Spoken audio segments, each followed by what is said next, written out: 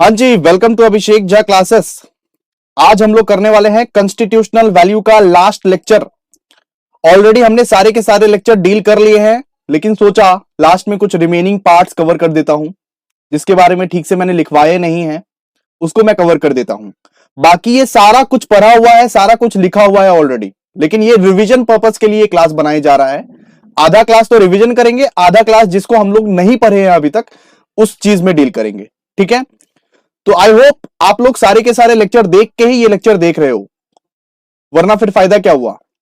ठीक है, और अभी तक बीकॉम सेमेस्टर 1 के फ्री क्लासेस को ज्वाइन नहीं किया तो फटाफट से ज्वाइन करो, बिकॉज ऑलरेडी अब खत्म हो गया है सिलेबस। अब 80% सिलेबस हम खत्म कर चुके हैं, 20% सिलेबस बाकी है। लेकिन कोई अभी ऐसा है कि एकदम पढ़ाई स्टार्ट नहीं किया, अभी से भी तुम हमारा पूरा लेक्चर देख लोगे ना, पास हो जाओगे, ये गारंटी है, वो भी अच्छे नंबरों से पास हो जाओगे। ठीक है, चलिए स्टार्ट करते हैं। आज हम लोग पढ़ेंगे कॉन्स्टिट्यूशन का डेफिनेशन। और एक बार तो पढ़ चुके हैं फर्स्ट लेक्चर में ही, लेकिन वापस से लिखावट के रूप में हम लोग पढ़ेंगे। देखिए, इसको पढ़ने का कोशिश कीजिए। एक constitution is the set of fundamental principle. Fundamental principle का मतलब क्या होता है, क्या करना है क्या नहीं करना है, वो प्रिंसिपल सिखाता है। Rules and loss that constitute the legal basis of an organization or country and determine how that entity to be governed. Like constitution हमें क्या बताता है? constitution मतलब हो गया कि set of rules and regulations, set of fundamental principles that constitute the whole country. पूरा का पूरा कंट्री को चलाता है ये रूल्स एंड रेगुलेशंस, पूरा कंट्री को फॉलो करना पड़ता है ये रूल्स एंड प्रिंसिपल्स को, ये फंडामेंटल प्रिंसिपल्स को। इसको फॉलो आप नहीं करोगे तो आपको सजा मिलेगी, कानून के तहत आपको सजा मिलेगी। ठीक है, ओके जी। कॉन्स्टिट्यूशन मतलब तो समझ गए सर। इंडियन कॉन्स्टिट्यूशन मतलब क्या होता है ऑलरेडी लिखवाए थे, लेकिन फिर भी वापस से देख लो, क्या दिक्कत है। It is the supreme law of India, यानी कि फादर ऑफ फादर है ये, सुप्रीम है, सुप्रीम। अगर तुम कॉन्स्टिट्यूशन का बात नहीं सुनोगे, कॉन्स्टिट्यूशन के हिसाब से नहीं चलोगे, तब इंडिया में तुम्हारे लिए कोई भी जगह नहीं है। इंडिया में रहोगे तो कॉन्स्टिट्यूशन के हिसाब से रहना पड़ेगा। क्लियर है? It is a legal document, important है। कॉन्स्टिट्यूशन एक लीगल डॉक्यूमेंट है, कोई लीगली तुम्हारे ऊपर फाइल केस कर सकता है कॉन्स्टिट्यूशन के उल्लंघन करने पर। अगर कॉन्स्टिट्यूशन को तुमने फॉलो नहीं किया तो उसके बेसिस पर तुम जेल जा सकते हो। जी हां, बिल्कुल। It is the longest written national constitution in the world. किसने लिखा था? Under the chairmanship of doctor B R Ambedkar. सबसे लॉन्गेस्ट नेशनल कॉन्स्टिट्यूशन है, सबसे लंबे अक्षरों में लिखा गया है कि कोई भी कॉन्स्टिट्यूशन इतना ज्यादा लॉन्ग नहीं है जितना ज्यादा इंडियन कॉन्स्टिट्यूशन लॉन्ग है। क्लियर है कि नहीं बताइए? The constitution of India was written through constituent assembly whose member were elected by the people in the July 1946. Constituent Assembly का मेंबर जुलाई 1946 को सिलेक्ट हुआ था बाबू, और वही लोग ने मिलकर कॉन्स्टिट्यूशनल वैल्यू को लिखा है, सॉरी इंडियन कॉन्स्टिट्यूशन को लिखा है, सॉरी इंडियन कॉन्स्टिट्यूशन को लिखा है। किसने लिखा है?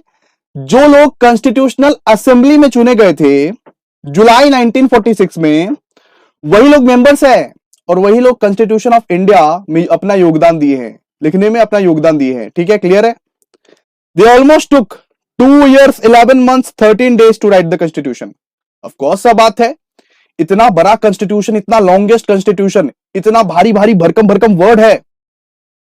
आज क्या होने वाला है, आज के जमाने में क्या होने वाला है, वो जमाने में डॉक्टर बी आर अंबेडकर ने एंटीसिपेट कर लिया था। महान इंसान थे वो, भगवान थे वो, और क्या चाहिए? डॉक्टर बी आर अंबेडकर तो भगवान थे। आज के जमाने में क्या क्या क्राइम हो सकता है, कौन कौन सा लॉ आएगा, क्या क्या जाएगा, सब कुछ सोच के रखे थे already doctor B R Ambedkar ने।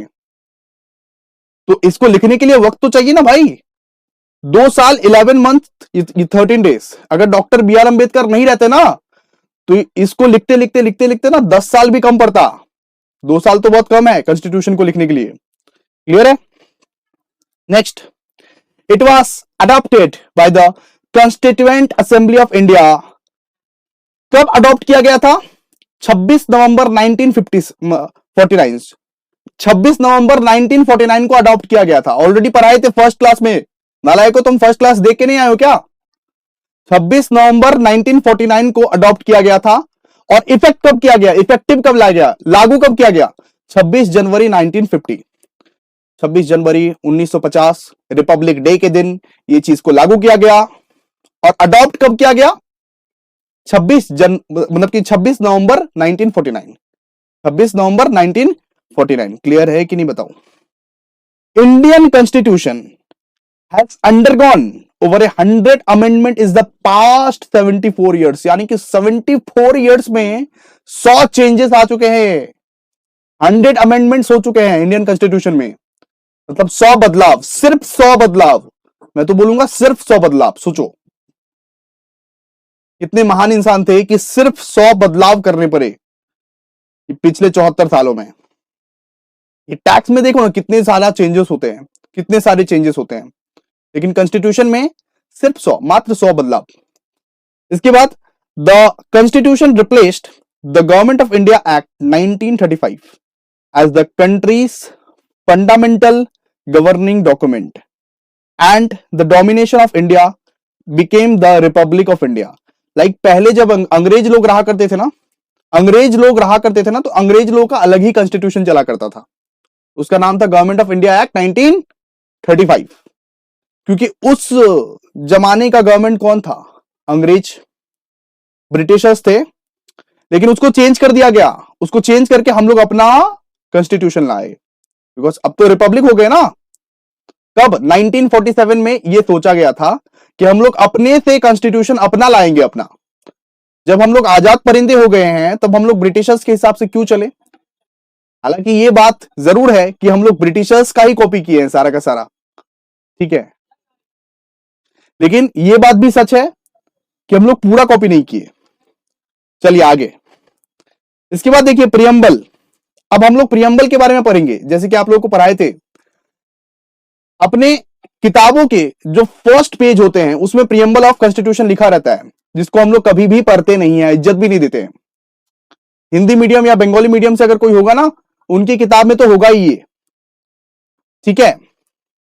तो प्रियम्बल क्या मतलब कि कहलाता है, देखिए, a preamble is a introductory statement that present the intention of the framers, the history behind the creation and the core values and principle of the nation. Preamble ये बताता है कि कॉन्स्टिट्यूशन का अस्तित्व क्या है, क्यों लाया गया है कॉन्स्टिट्यूशन,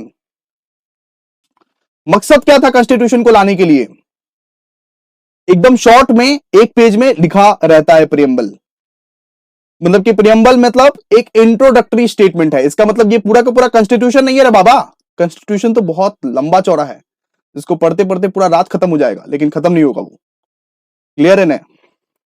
प्रियम्बल किसको बोलते हैं, प्रियम्बल मतलब एक इंट्रोडक्टरी पॉइंट दिया हुआ है कि लाइक बनाने वाले का मकसद क्या था, कॉन्स्टिट्यूशन क्यों बनाया गया, उसके कोर वैल्यूज क्या है, उसके प्रिंसिपल्स क्या है, एक छोटा समराइजेशन वर्ड में लिख दिया जाए। क्लियर है, जिससे नॉर्मली हम लोग को ऊपर ऊपर ओवरव्यू करके समझ में आ जाए। समझ गए ना। चलो, it is indicated by the preamble that the source of authority of constitution lies with the people of India.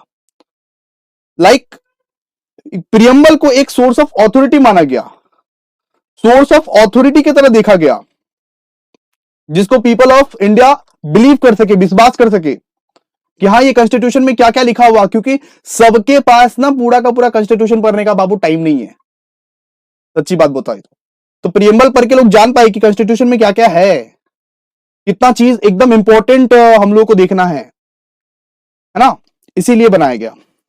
तो preamble declares India to be sovereign, socialist, secular, democratic. Sovereign मतलब आजाद, सोशलिस्ट मतलब सामाजिक, सेक्युलर मतलब कोई जाति भाव नहीं, और डेमोक्रेटिक मतलब हम मतलब कि डेमोक्रेटिक है, हमारे पास पूरा का पूरा राइट है, हम हर कुछ फ्रीडम के साथ कर सकते हैं, किसी को भी गवर्नमेंट चुनना है तो फ्रीडम के साथ कर सकते हैं, कोई भी यहां पे जातिवाद नहीं देखा जाएगा, सिंपल सा बात है। फर्स्ट क्लास में, सेकंड लेक्चर में ही हम लोग बता दिए थे, फर्स्ट और सेकंड लेक्चर तो इसी सब चीज की मतलब की बेसिस पे चला था, ये तो रिवीजन करवा रहे हैं बाबू तुम्हारा। क्लियर है ना। अभी भी अगर बीकॉम सेमेस्टर 1 के फ्री क्लासेस को ज्वाइन नहीं किया बाबू, तो मैं बता दूं फटाफट से ज्वाइन कर लो, बिकॉज बाद में पछताओगे, फिर मत बोलना। नेक्स्ट पढ़ो। The objective stated in the preamble are to secure justice, liberty, equality to all citizen. Like preamble क्यों बनाया गया? प्रियम्बल का ऑब्जेक्टिव ये है कि सबको जस्टिस प्रोवाइड करना, न्याय, सबको लिबर्टी प्रोवाइड करना, फ्रीडम, और सबको इक्वेलिटी प्रोवाइड करना, इक्वल वे में देखना। अगर मैं जॉब इंटरव्यू में गया और एक गोरा इंसान जॉब इंटरव्यू में गया, तो क्या वो गोरे इंसान को सेलेक्ट करेंगे क्या? हाँ सर आप तो काले हैं, बुड़बक। ऐसा नहीं होगा।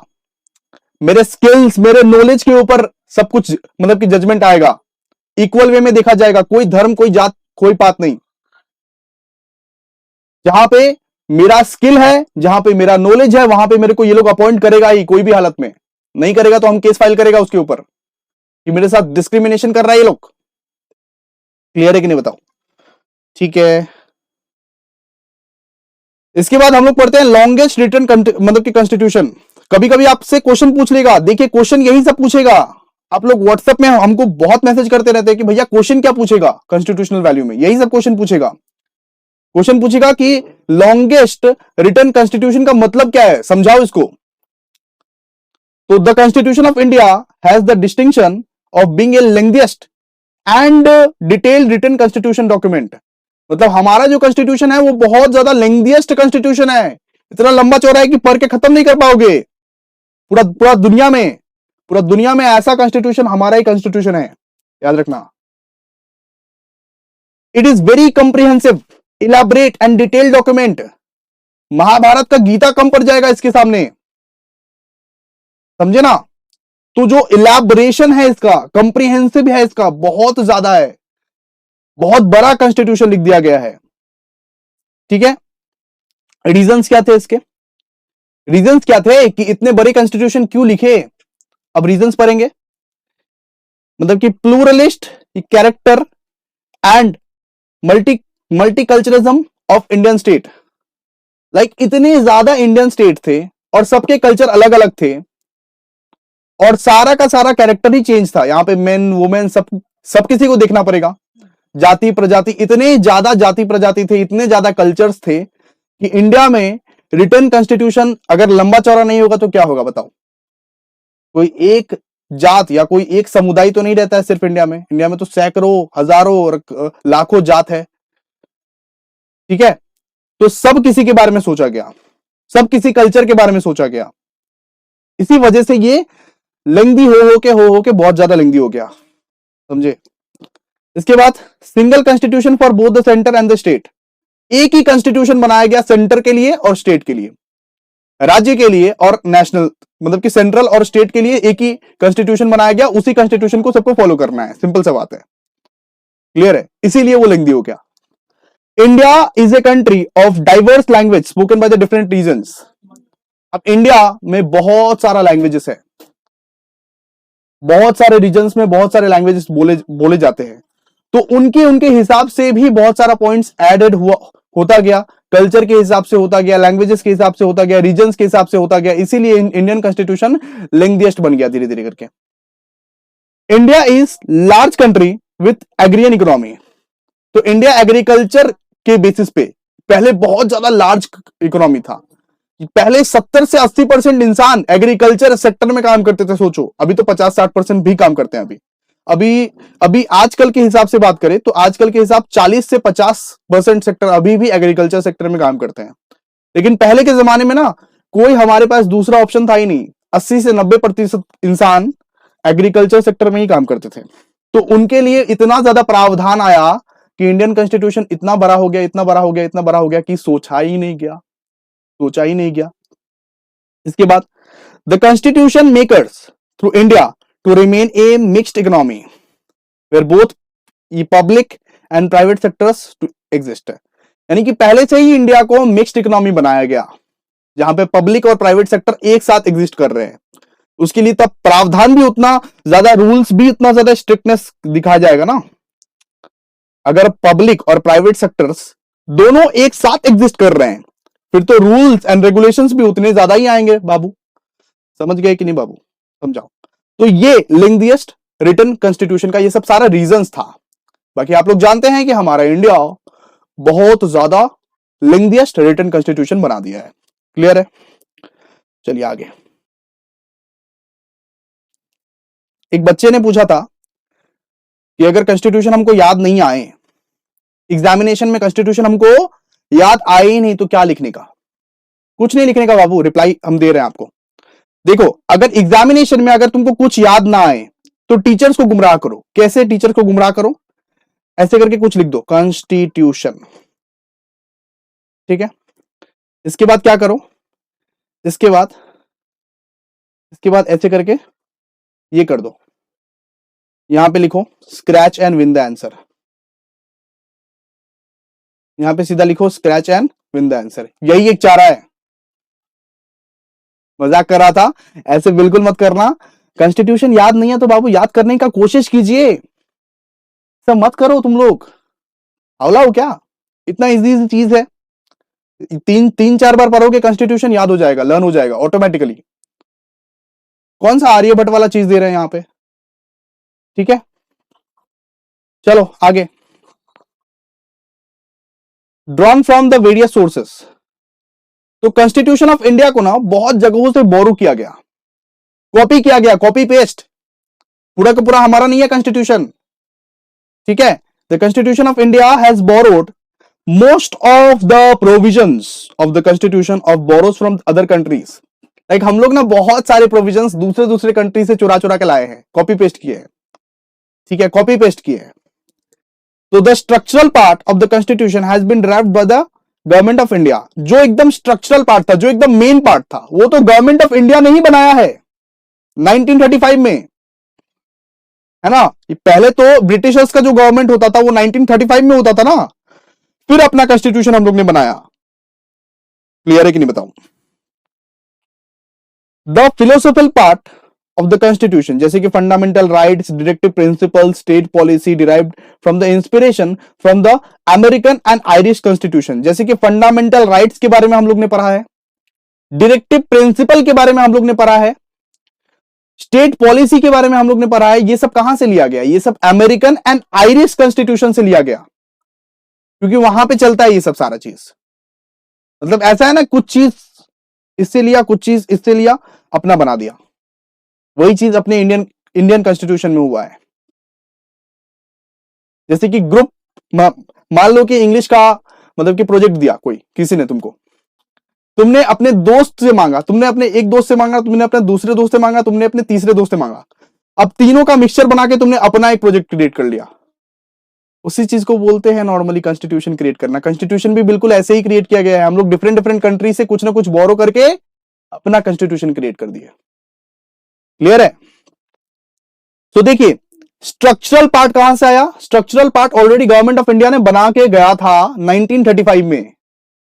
1935 में कौन था गवर्नमेंट? हमारा गवर्नमेंट कौन था? ब्रिटिशर्स, हम लोग नहीं थे। आजाद नहीं हुए थे 1935 में। क्लियर है ना? अपना आजादी का डेट तो याद है ना बाबू? बिल्कुल। तो गवर्नमेंट ऑफ इंडिया 1950 मतलब कि 35 में जो लॉज बना के गए थे, वहां से भी कुछ कुछ लिया गया सबसे पहले। इसके बाद फिलोसॉफिकल पार्ट कहां से लिया गया? जैसे कि फंडामेंटल राइट्स हो गया, डायरेक्टिव प्रिंसिपल्स हो गया, वो सब अमेरिकन एंड आयरिश कॉन्स्टिट्यूशन से लिया गया। इसके बाद पॉलिटिकल पार्ट, मतलब कि जैसे कि principles, cabinet government, executive, legislative, ये सब कहां से लिया गया? ये सब ब्रिटिश कॉन्स्टिट्यूशन से लिया गया। ब्रिटिश मतलब इंग्लैंड से लिया गया सब तो। ठीक है, क्लियर है? तो हमारा जो कॉन्स्टिट्यूशन है वो बहुत सारे कंट्रीज से हम लोग बोरो किए हुए हैं। कुछ अपना भी बनाया हुआ है, लेकिन बहुत सारा चीज बोरो किए हुए हैं। क्लियर है? चलिए, इसके बाद parliamentary form of government. Parliamentary form of government, the constitution of India has opted for the British parliamentary system of government. तो अपना जो कॉन्स्टिट्यूशन है ना, वो ब्रिटिश के सिस्टम से चला। नॉर्मली ब्रिटिश मतलब कि ब्रिटिशर्स लोग चले गए, लेकिन हम लोग ब्रिटिश के सिस्टम को फॉलो करना ना भूले। तो हम लोग ये तय किए कि जैसे ब्रिटिशर्स लोग पार्लियामेंट चलाते हैं वहां इंग्लैंड में, वैसे ही हम लोग भी चलाएंगे, बिल्कुल सेम टू सेम, हूबहू। तो पार्लियामेंट में नो चेंज, हम लोग ब्रिटिश से कॉपी किया parliament, rather than the American presidential system of government. तो अमेरिका से हम लोग ये सिस्टम को फॉलो नहीं किया, हम लोग ब्रिटिशर्स से ये सब मतलब कि सारा सिस्टम को फॉलो किए, बिकॉज जानते थे ऑलरेडी ब्रिटिशर्स के जमाने का। बिकॉज जब वो लोग रूल कर रहे थे तब तो ऐसा ही फॉलो हो रहा था ना हमारे इंडिया में, तो हम लोग उस सब चीज में हम लोग ज्यादा चेंज नहीं किए।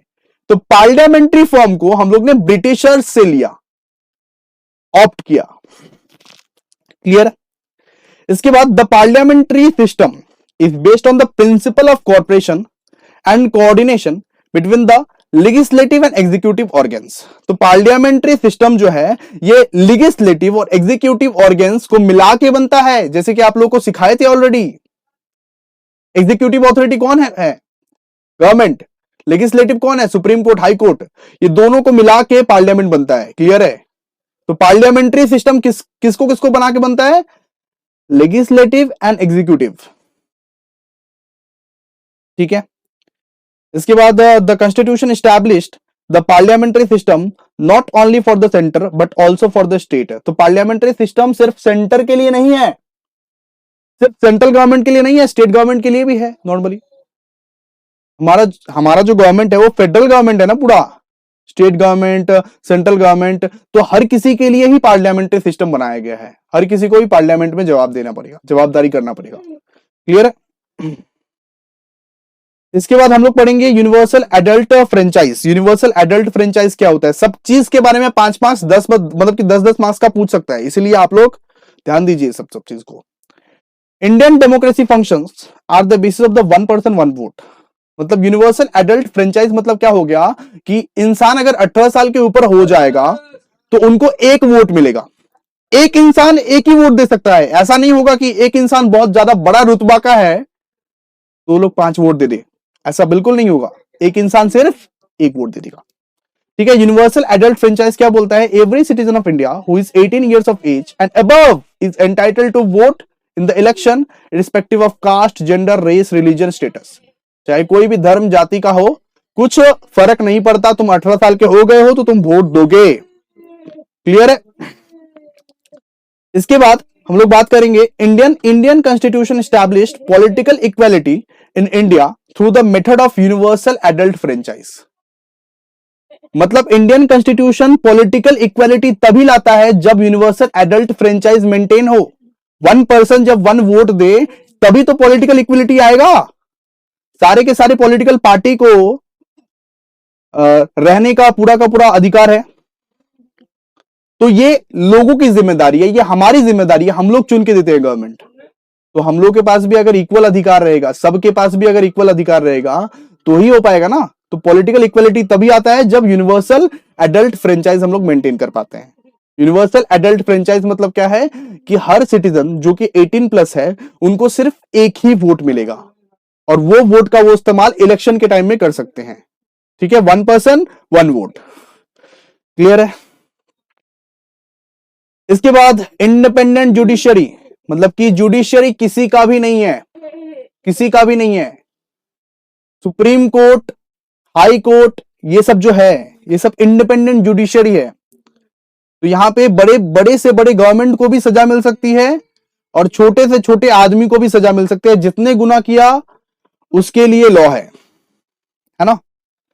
तो the Indian constitution established Indian judiciary is to be free from the influence of the executive and the legislature. तो एग्जीक्यूटिव और लेजिस्लेचर उसका कुछ भी बिगाड़ नहीं सकता। इंडियन जुडिशरी मतलब कि जुडिशरी को जो भी फैसला लेना पड़ेगा वो लेगी वो।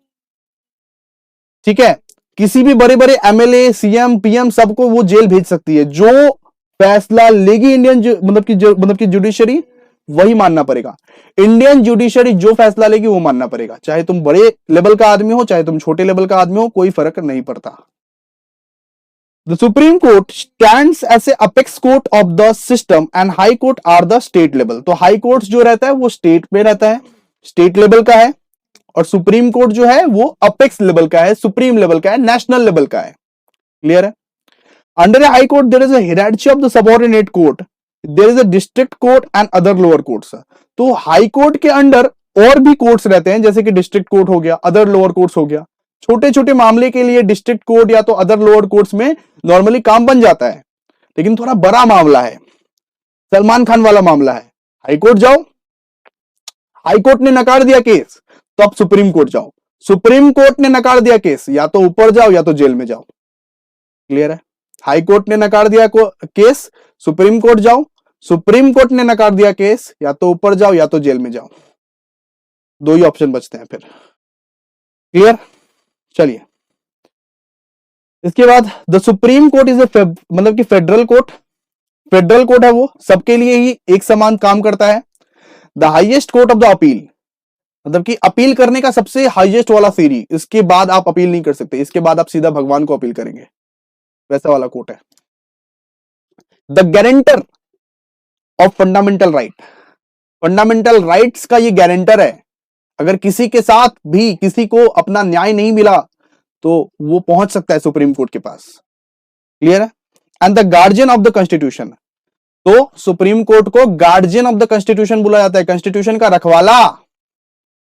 Hence the constitution has made various provision to ensure its independence. Clear है?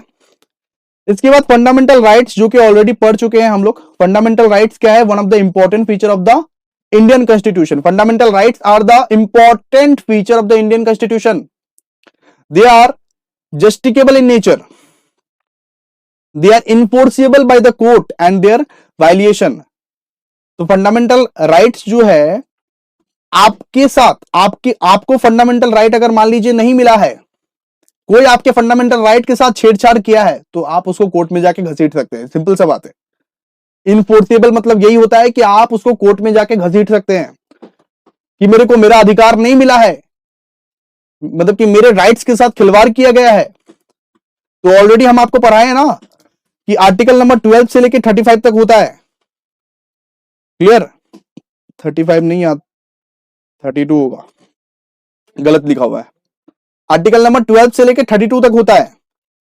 हम आपको क्या क्या पढ़ाए हैं? Right of equality, right of freedom, right against exploitation, right of freedom of religion, cultural and educational right, right to constitutional revenue. तो ये different types के राइट है, जिसको हम लोग बहुत डिटेल्स में ऑलरेडी पढ़ चुके हैं। ये रिवीजन पर्पस का क्लास है, इसीलिए हम ज्यादा डिटेल में चर्चा नहीं करेंगे।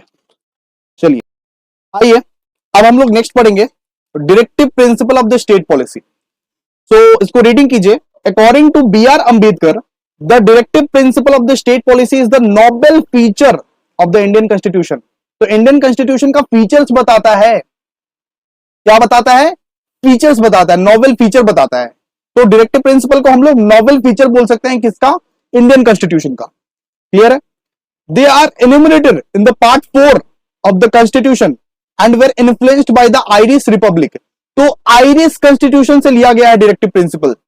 हम लोग इंस्पायर्ड हुए हैं आयरिश रिपब्लिक से, उनसे कॉपी पेस्ट करके हम लोग लिए हैं। ठीक है?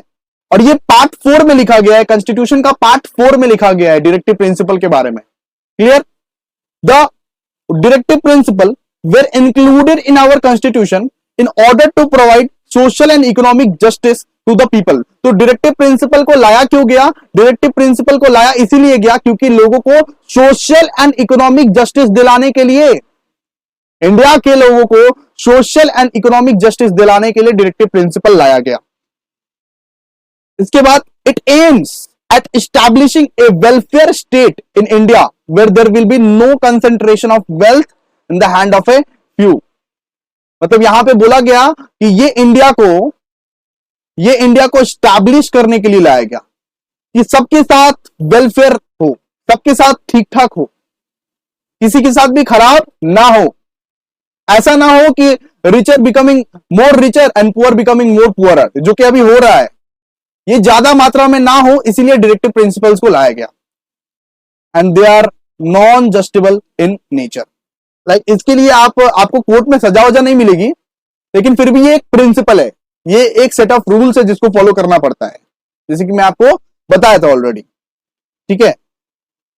हम आपको फंडामेंटल ड्यूटीज के बारे में बताए थे ना, तो फंडामेंटल ड्यूटीज का ही ये पार्ट है। क्लियर है? इसके बाद फेडरल रिपब्लिक के बारे में पढ़ेंगे, फेडरल रिपब्लिक के बारे में पढ़ेंगे। आइए, सबसे पहले फेडरल रिपब्लिक को पढ़ने के लिए एक काम करते हैं, पहले फेडरल पढ़ते हैं, उसके बाद रिपब्लिक पढ़ते हैं, ऑटोमेटिकली समझ में आ जाएगा। क्लियर है? तो फेडरल देखिए, फेडरल क्या होता है। In a federal republic a division of power exist between the federal government and the government of the individual sub divisions. तो federalism is a part of basic structure of Indian constitution which cannot be altered और destroyed through constitutional amendment, मतलब कि कितना भी constitutional amendment आ जाए, लेकिन मतलब कि इसको मतलब कि फेडरलिज्म को हम लोग बदल नहीं सकते।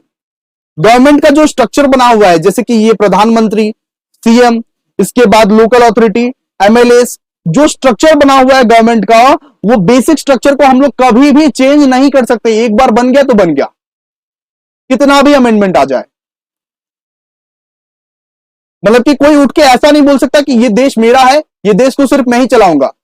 कोई ऐसा सरकार नहीं आएगा सिर्फ वो बोलेगा कि ये देश मेरा है, सिर्फ मैं ही चलाऊंगा अपने बल पर। हर एक का अपना अपना पावर रहता है और हर एक का अपना अपना जुरिस्डिक्शन रहता है। ठीक है, जैसे अगर मतलब कि जैसे अगर हम लोग अभी ममता दीदी का बात कर ले, तो ममता दीदी का जुरिस्डिक्शन कितना तक है? वेस्ट बंगाल तक। वेस्ट बंगाल के बाहर क्या उनका रूल चलेगा? नहीं चलेगा। तो इस तरह के हर एक मतलब कि गवर्नमेंट का अपना अपना पावर है, उस पावर को उसी के जगह पे रखने, मतलब कि रहना चाहिए वो पावर, है ना। कोई भी अमेंडमेंट इसको बदल नहीं सकता। तो फेडरल मतलब वही होता है। ठीक है, इसके बाद देखिए क्या क्या लिखा हुआ है। देयर आर 2 और मोर लेवल्स ऑफ गवर्नमेंट, मतलब गवर्नमेंट का ना बहुत सारा लेवल्स रहता है। 2 या 2 से मोर भी हो सकता है, मतलब कि जिसको हम लोग बोलते हैं टायर्स ऑफ गवर्नमेंट। सबसे पहले सेंट्रल आएगा, उसके बाद स्टेट आएगा, उसके बाद उसके नीचे भी आएगा government. Each level of government has it own jurisdictions. हर एक गवर्नमेंट का अपना अपना इलाका होता है और उस इलाके में वो लोग अपने शेर रहते हैं। उस इलाके तक ही सिर्फ उनका कानून चलेगा, उस इलाके के बाहर उनका कानून नहीं चलने वाला है कि नहीं। In matters of the legislation, taxation and administration, even through they govern the same citizens. ठीक है, तो टैक्सेशन, एडमिनिस्ट्रेशन, लेजिस्लेशन में सिर्फ उनके राज्य या सिर्फ उनके जुडिस्ट्रिक्शन तक ही उनका पावर रहेगा। मतलब कि जितना तक मेरा पावर है सिर्फ मैं उतना ही काम कर सकता हूं। मैं सेम सिटीजन क्यों ना हूं, कुछ फर्क नहीं पड़ता। मतलब कि हर एक सरकार को अपना अपना पावर दिया जाता है, उस पावर को वो लोग उतनी हद तक ही इस्तेमाल कर सकते हैं जितना पावर उनके पास है। ठीक है, इसके बाद powers and function of each tier of government are specified and मतलब कि गारंटीड बाय द कॉन्स्टिट्यूशन। तो कॉन्स्टिट्यूशन यहां पे ऑलरेडी बता देता है कि हर किसी का पावर क्या रहेगा। जैसे एक स्टेट गवर्नमेंट का पावर क्या रहेगा, प्रधानमंत्री का पावर क्या रहेगा, प्रेसिडेंट का पावर क्या रहेगा, सब कुछ इंडियन कॉन्स्टिट्यूशन में ऑलरेडी लिखा हुआ है बाबू, जाके पढ़ लो। ठीक है, इसके बाद the supreme court has been given the power of settle disputes between state government. तो सुप्रीम कोर्ट एक पावर दिया है, लेकिन कि स्टेट गवर्नमेंट्स के बीच में अगर झगड़ा हो जाए तो उसके लिए सेटलमेंट होना चाहिए, उसके लिए कुछ ना कुछ समाधान होना चाहिए। अगर मान लीजिए दिल्ली का केजरीवाल और बंगाल की दीदी भिड़ गई, झगड़ा हो गया, फिर उसके लिए कुछ प्रावधान होना चाहिए। ठीक है, इसके बाद अब रिपब्लिक समझते हैं। रिपब्लिक मतलब क्या होता है? फेडरल मतलब तो समझ गए कि एक स्ट्रक्चर दिया हुआ है गवर्नमेंट को, उस स्ट्रक्चर को फॉलो करना ही पड़ेगा। कितना भी अमेंडमेंट आ जाए, कितना भी कुछ आ जाए, उसको हम लोग चेंज कभी कर ही नहीं सकते, है ना। अब रिपब्लिक सुनिए, नालायकों सुनो, तुम्हारे लिए बोल रहा हूं। एग्जामिनेशन में क्या करोगे? मैम एक्स्ट्रा सीट नहीं आता, फिर भी कुछ कुछ लिखेंगे। चलो आ जाओ। रिपब्लिक मतलब क्या होता है? ए Republic country is where the head of the particular state is an elected person and not someone from the heredity मतलब कि मोनार्क। यानी कि किसी के चंगुल में हम लोग नहीं है, हम लोग अपने बस में ही काम कर रहे हैं। लोगों के द्वारा इलेक्ट किया गया है ना, लोगों के द्वारा इलेक्ट किया गया है, लोगों के द्वारा इलेक्ट किया गया है। हम लोग किसी के दबाव में नहीं है। हम लोग का कंट्री जो है वो रिपब्लिक है, आजाद परिंदा है, हम लोग किसी के दबाव में नहीं है। India is known as the republic country because the people of India elect the head of the state government.